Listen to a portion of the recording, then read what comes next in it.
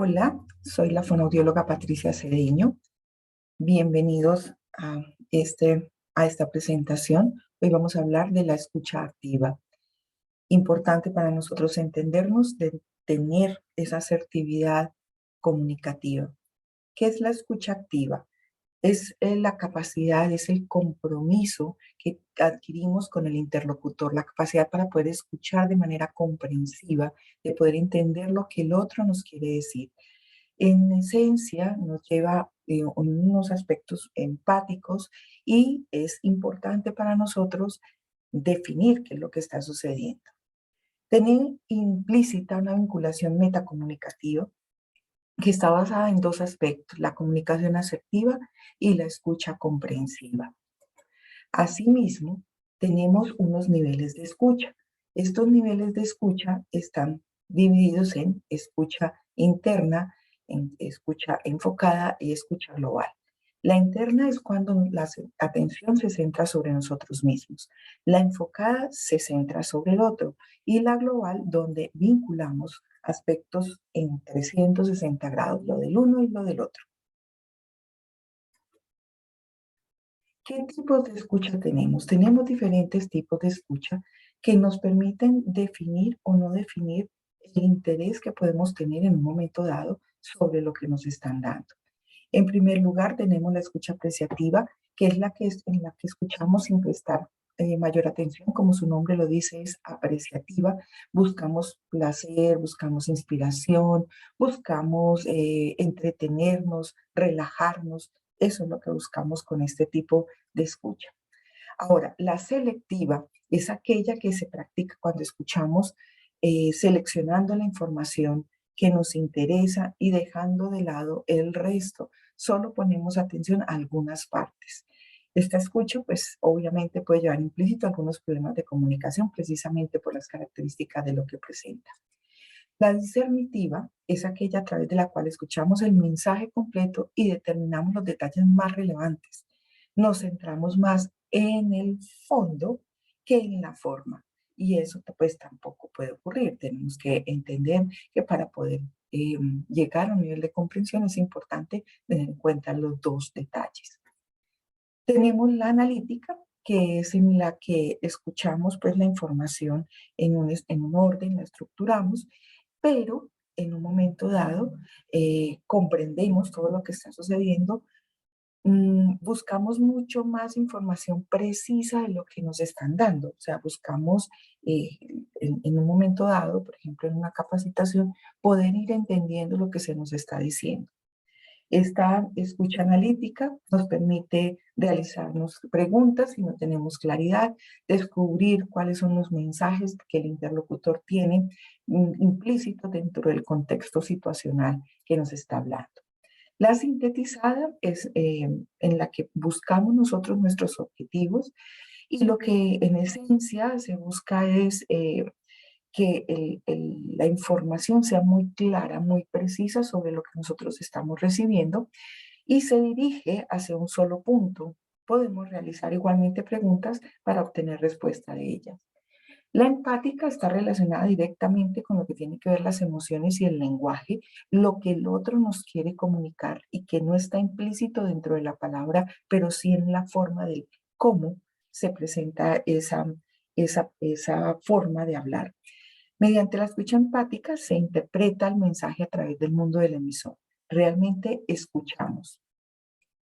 Y la escucha activa, que es la que nosotros estamos analizando el día de hoy, ya representa para nosotros un esfuerzo porque significa no solamente la parte empática, sino poder encontrar todos aquellos mensajes que están metidos dentro del contexto situacional, incluyendo el lenguaje verbal y no verbal, aspectos de la escritura, la retroalimentación que tenemos a partir de la persona que nos habla.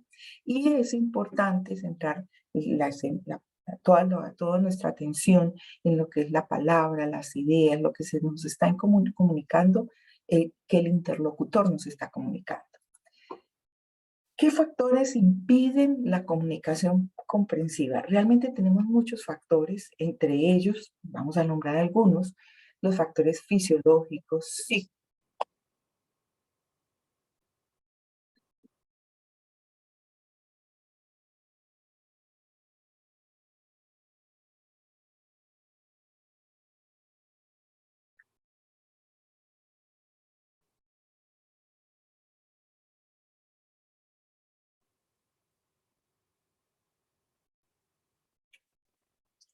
Bien, entonces, como lo decía Fonito, tenemos estos aspectos, siendo que hay aspectos que vienen implícitos en preconceptos que tenemos nosotros, aspectos de conocimiento, del uso del lenguaje que se está dando.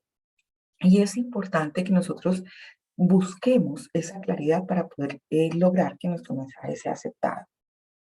Ahora bien, dentro de todos estos, enumerarlos, decirlos, es importante que rescatemos algunos aspectos psicológicos y estos aspectos psicológicos se encuentran vinculando y haciendo afectación, ya que poseemos prejuicios, algunos procesos de egocentrismo, yo tengo la razón, siempre la tengo, el sentido crítico que tenemos algunos docentes, que es el hecho de que vemos más con el ánimo de evaluar a quien nos habla, más no con el ánimo de analizar lo que nos están diciendo, y los detalles que nos molestan. Realmente esos factores psicológicos afectan mucho la comprensión de lo que queremos escuchar. ¿Qué impedimentos también podemos encontrar? La falta de motivación, el espíritu viajero, aquel que se la pasa echando globos y pensando en el infinito, unas pantallas emocionales que solemos colocar en cuanto a apreciación, respeto, y en fin, el instinto de réplica, de estar constantemente replicando, que va muy ligado a esta escucha crítica que tenemos algunos, y la distracción, el mantener elevado con el movimiento de las sombras, con la abejita que pasó, en fin.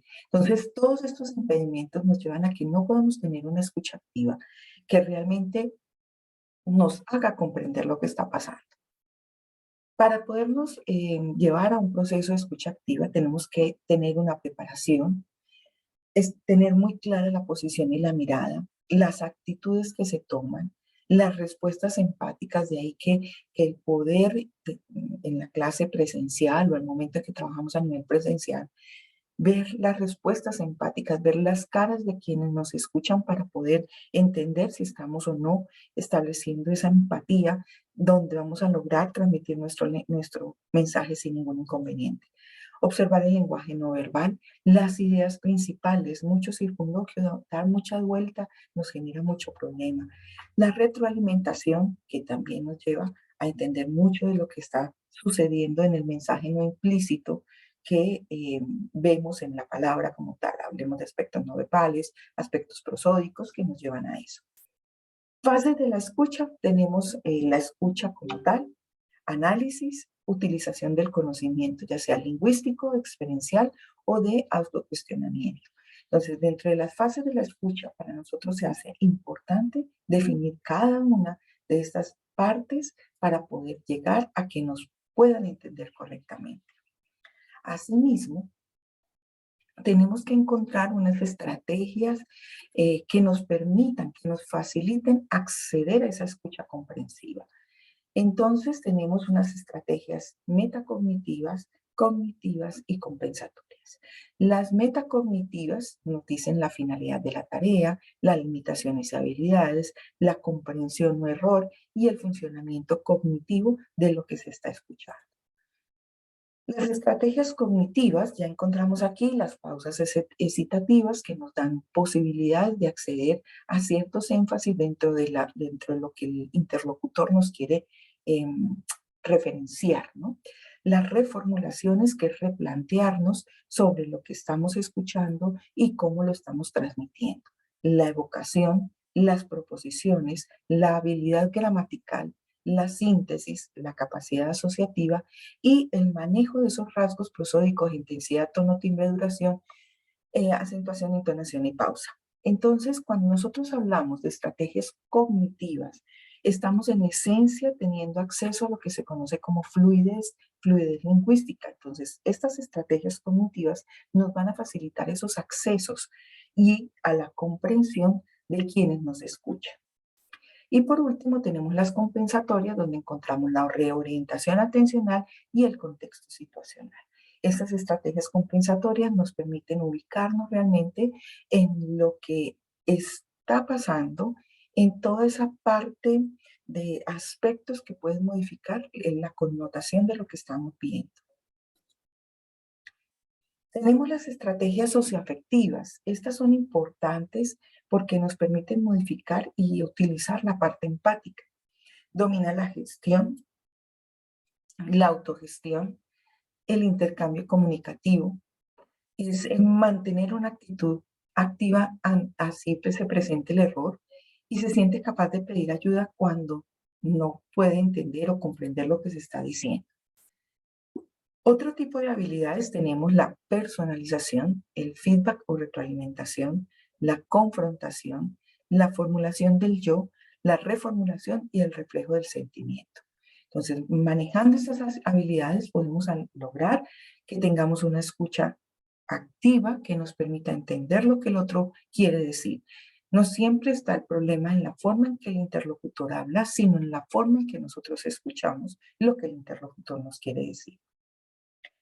Importante hablar de la confrontación, sí. Tenemos diferentes tipos de confrontación, la didáctica, con la propia experiencia, la contradicción entre el ser y el querer ser, las contradicciones perdón, entre autopercepción y percepción de lo que se escucha del interlocutor, con las propias cualidades, con las propias debilidades, la incitación a la acción. Es importante que nosotros utilicemos la confrontación de una manera asertiva, una vez establecido un clima de confianza, de modo específico, concreto, directo y sobre todo respetuoso, respetuoso de lo que el otro quiere decir, no incisivo, criticante, irónico, ¿sí? Es una propuesta, no es algo impuesto, y con la voluntad de servir, de ayuda, de complementar algo y no con la de ser prepotente, de estar por encima de lo que el otro quiere decir. Entonces, en resumen, es importante hacer un contacto visual, parafrasear lo que se ha dicho, no interrumpir. Esa es una de las características que tienen algunas personas que interrumpen el discurso que el otro está emitiendo, el mensaje que está enviando. Y observe el comportamiento verbal y obviamente el comportamiento no verbal. Vea sobre qué está haciendo énfasis con la cara, con la mano, con los gestos, con su corporalidad. Y cierra siempre con un diálogo interno, analizando y viendo lo que se está diciendo. Y por último, ahí sí, soltemos las preguntas para poder entender lo que está sucediendo. Algo que es importante es evitar cambiar bruscamente el tema, porque si se cambia bruscamente el tema, vamos a llevar a que la persona piense es que nosotros estamos, no nos interesa lo que nos está comunicando, no es llamativo y no me importa, ¿sí? Sea abierto, neutral, no juzgue, tenga paciencia, aprenda a reconocer que está escuchando activamente para poder tomar lo que es bueno o es malo de lo que está escuchando, lo que le interesa o no le interesa.